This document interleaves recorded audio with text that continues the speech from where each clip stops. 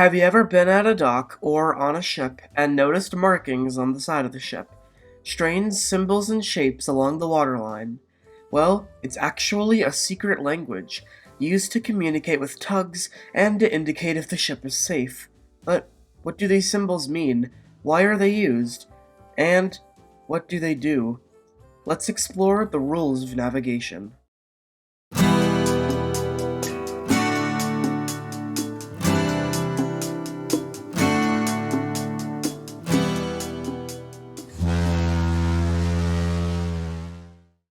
Welcome to the pilot episode of Rules of Navigation.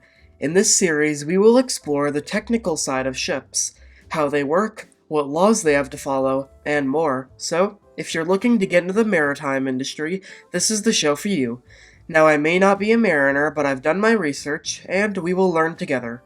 So, anyways, let's get into it.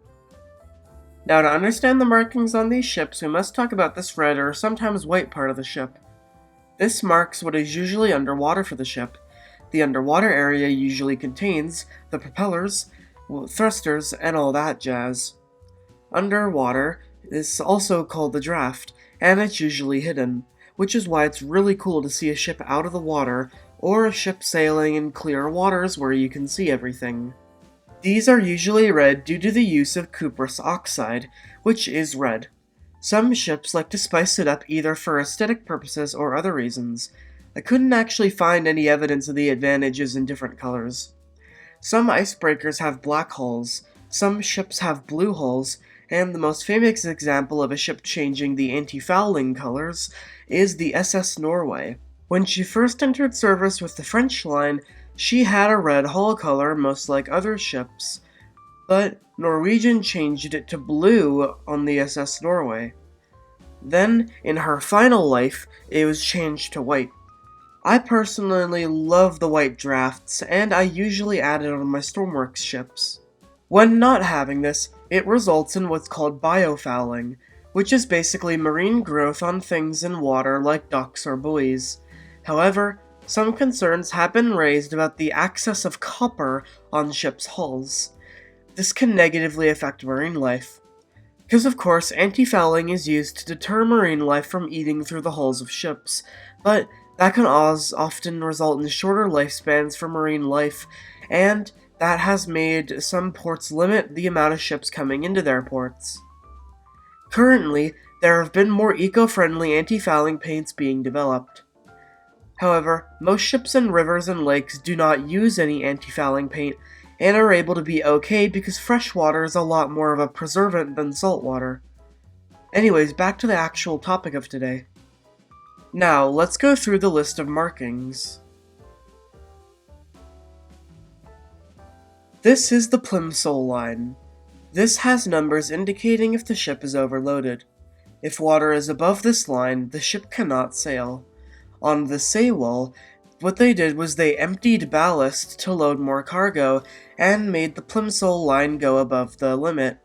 This resulted in the ship being top-heavy and eventually sinking. Sometimes this is located on the bow, other times it's next to the maximum load line is a circle with a line that indicates the ship is too full when it's underwater. The letters of the organization that registered it are on the side.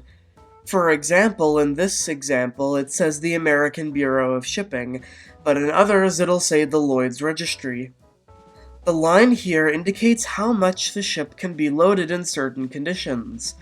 The letters mean TF for tropical freshwater, F for freshwater, T for tropical saltwater, S for summer weather, and W for winter conditions.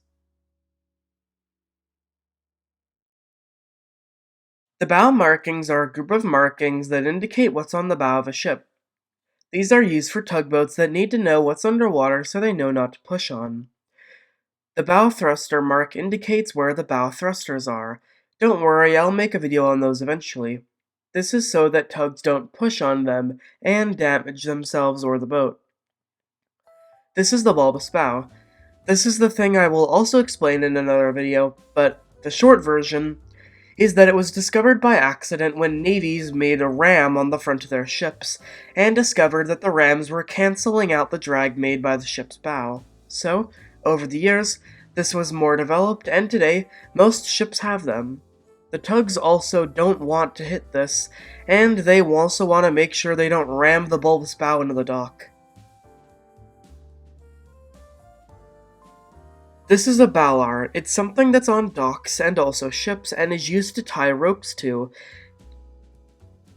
They are also on the side of some ships and are usually indicated with the words tug on it. The tug pushes on this part and occasionally ties a rope to it to secure itself. Some ships have pilot markings to indicate where the pilot will come up to. Once again, I'm gonna make my own video on this, but pilots are people who specialize in the specific port in which a ship is coming. Because you can't expect a captain to know everything about every port, so that's what pilots are for. A pilot, when disembarking, will go down the stairs and then climb down a ladder to the ship. According to IMO regulations, the distance from the water level to the deck is more than 9 meters. The ship must deploy an accommodation ladder in addition to the rope ladder. This can be very dangerous, but usually, ships have doors in small areas for multi-purpose, but also for pilots to board. But all that's for a future video. Thanks for watching Rules of Navigation. I really enjoyed making this, and I hope I get to make more again someday. Ask in the comments about things relating to shipping that you're very curious about, and I'll explain it in a future video.